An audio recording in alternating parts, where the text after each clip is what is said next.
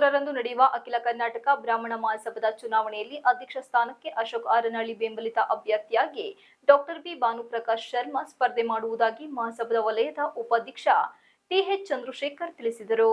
ಪತ್ರಿಕಾಗೋಷ್ಠಿಯಲ್ಲಿ ಶುಕ್ರವಾರ ಮಾತನಾಡಿ, ಏಪ್ರಿಲ್ 13ರಂದು ಬೆಳಗ್ಗೆ 8 ಗಂಟೆಯಿಂದ ಸಂಜೆ 4 ಗಂಟೆಯವರೆಗೂ ಚುನಾವಣೆ ನಡೆಯಲಿದ್ದು, ಮಹಾಸಭೆಯ ಅಧ್ಯಕ್ಷೀಯ ಸ್ಥಾನ ಅಭ್ಯರ್ಥಿ ವೇದಮೂರ್ತಿ ಡಾಕ್ಟರ್ ಭಾನುಪ್ರಕಾಶ್ ಶರ್ಮಾ ಸ್ಪರ್ಧೆ ಮಾಡಿದ್ದು ಮತವನ್ನು ನೀಡುವಂತೆ ಮನವಿ ಮಾಡಿದರು. ವೇದಮೂರ್ತಿ ಡಾಕ್ಟರ್ ಭಾನುಪ್ರಕಾಶ್ ಶರ್ಮಾ ಅವರು ಅಖಿಲ ಕರ್ನಾಟಕ ಬ್ರಾಹ್ಮಣ ಮಹಾಸಭಾ 2025ರ ಚುನಾವಣೆಯ ಅಧ್ಯಕ್ಷ ಸ್ಥಾನದ ಅಭ್ಯರ್ಥಿ ಎಂದು ಈಗಾಗಲೇ ಘೋಷಣೆ ಆಗಿರುವುದು ಹಾಗೂ ಅಶೋಕ್ ಆರನಹಳ್ಳಿ ಮತ್ತು ಅವರ ಸಮಸ್ತ ತಂಡ ಡಾಕ್ಟರ್ ಭಾನುಪ್ರಕಾಶ್ ಶರ್ಮಾ ಅವರನ್ನು ಬೆಂಬಲಿಸಿದೆ. ಮಹಾಸಭೆಯಲ್ಲಿ ಈಗಾಗಲೇ ಕಳೆದ 30 ವರ್ಷಗಳಿಂದ ಸದಸ್ಯರಾಗಿ ವಿವಿಧ ಹಂತಗಳ ಪದಾಧಿಕಾರಿಯಾಗಿ 3 ಬಾರಿ ಉಪಾಧ್ಯಕ್ಷರಾಗಿ ಕಾರ್ಯನಿರ್ವಹಿಸಿರುತ್ತಾರೆ. ಇಂದಿನ ಅಧ್ಯಕ್ಷರುಗಳ ಜೊತೆಯಲ್ಲಿ ಮತ್ತು ಹಾಲಿ ಅಧ್ಯಕ್ಷರ ಅಶೋಕ್ ಆರನಹಳ್ಳಿ ಅವರ ಮಾರ್ಗದರ್ಶನದಲ್ಲಿ ಅನೇಕ ಕಾರ್ಯಕ್ರಮಗಳನ್ನು ರೂಪಿಸಿ ನಿರ್ವಹಿಸಿ ಯಶಸ್ವಿ ಸಂಘಟಕರಾಗಲೆಂದು ಪ್ರಶಂಸೆಗೆ ಪಾತ್ರರಾಗಿದ್ದಾರೆ.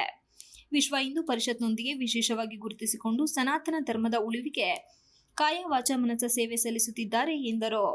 ಭಾನುಪ್ರಕಾಶ್ ಅವರನ್ನ ನಿಲ್ಲಿಸಿದ್ದಾರೆ, ಅವ್ರಿಗೆ ಬೆಂಬಲಿಸಬೇಕು ಅಂತೇಳಿ ನಮ್ಮ ಮೂಲಕ ನಮ್ಮ ವಿಪ್ರ ಸಮಾಜನ ನಾನು ಕೇಳ್ಕೊತೇನೆ. ಯಾಕೆಂದ್ರೆ ಇವರೆಲ್ಲ ಆರಿಸಬೇಕಾದ ಎಲ್ಲರನ್ನು ಅಧ್ಯಕ್ಷರನ್ನ ಆಯ್ಸೋ ಚುನಾವಣೆ ಪ್ರತಿಯೊಬ್ಬ ಸದಸ್ಯರಿಗೂ ಹಾಕಿದೆ ನಮ್ಮ ಅಖಿಲ ಕರ್ನಾಟಕ ಬ್ರಾಹ್ಮಣ ಮಹಾಸಭಾ. ಆ ತರದಲ್ಲಿ ನಾವು ಸುಮ್ಮನೆ ಇರ್ತೇವೆ ಅಂತ ಹೇಳಿದ್ದಾರೆ. ಆದ್ರೆ ಮತದಾರನ ನೀವು ಸುಮ್ಮನೆ ಇರು ಅಂತ ಹೇಳಿಲ್ಲ, ಮತದಾರ ಯಾರು ಕೂಡ ಬೇಕಾದ್ರೂ ಮಾಡ್ಬೋದು ಅನ್ನೋ ತರದಲ್ಲಿ ಹೇಳಿದ್ದಾರೆ. ಈಗ ನಾವು ನಮ್ಮ ಜಿಲ್ಲೆಯಾದ್ಯಂತ ನಾವು ಪ್ರವಾಸ ಮಾಡ್ತಾ ಬರ್ತಾ ಇದ್ದೇವೆ.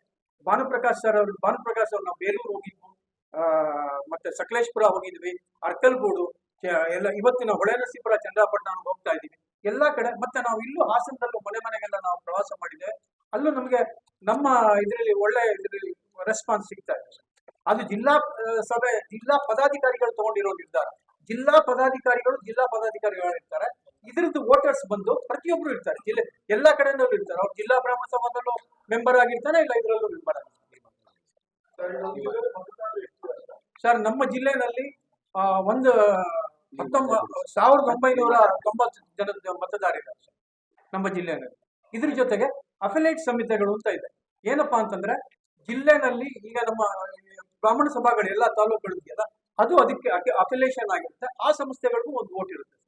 ಆ ತರದಲ್ಲಿ 17 ಸಂಸ್ಥೆಗಳು ನಮ್ಮ ಜಿಲ್ಲೆನಲ್ಲಿ ನೋಂದಣಿ ಆಗಿದೆ ಸರ್. ಈಗ ಗೋಪಾಲ್ ಸರ್ ಮಾತಾಡ್ತಾರೆ.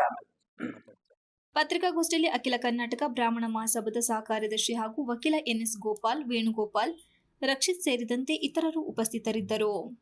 Srinivas, TV 46 Malenadu news, Hassan.